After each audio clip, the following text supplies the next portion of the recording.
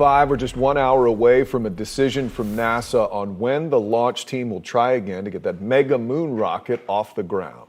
So several problems yesterday morning delayed, then ultimately stopped the countdown. But the question tonight is, how big are those problems? News 6's Eric Von Enken is live at the Kennedy Space Center, digging into them for us tonight. Eric?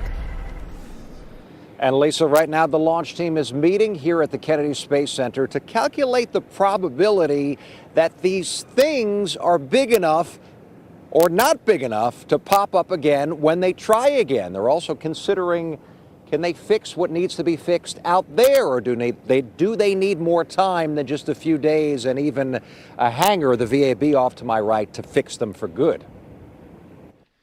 This is Artemis Launch Control with an update. Launch Director Charlie Blackwell-Thompson has called a scrub. When NASA scrubbed yesterday, the launch team hadn't even gotten close to the end of the countdown. 4 major problems had popped up. They worked through 2 of them, but the other 2 were showstoppers. The team couldn't bleed super cold hydrogen into the engine to chill it down and couldn't open a hydrogen vent valve to force that bleed. We're still trying to understand what happened with the intertank vent, but it was clear that there was a leak at that vent valve. And the challenge that created was we want to increase the pressure in the tank in order to establish the hydrogen bleed, and the vent valve wasn't cooperating with us. Are these things NASA can fix on the pad? If engineers have to open up the engine compartment, then not easily, says CBS News space analyst Bill Harwood. But if there's physical repair involved, that's likely a rollback. And NASA didn't know these problems would pop up because during their 4 practice countdowns, or wet dress rehearsals, they never got that far into the countdown. And instead of trying a 5th rehearsal, they decided on trying to launch. NASA says they didn't want to put the wear and tear on the mega rocket by rolling it back to the vehicle assembly building. We still would have taken another cycle of rolling out and back, and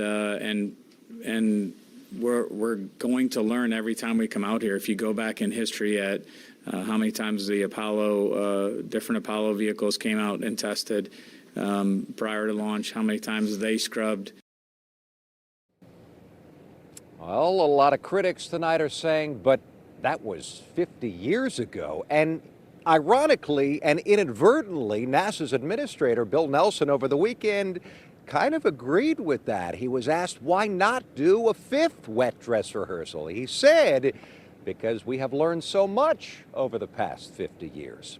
Again, we find out right now in about 52 minutes when NASA holds a press conference to tell us if they're going to try again for Friday. That would be at 12:48 p.m. The weather, though, does not look good. Only a 40% chance of go that time. For now, live at the Kennedy Space Center, Eric Von Enken getting results. News 6.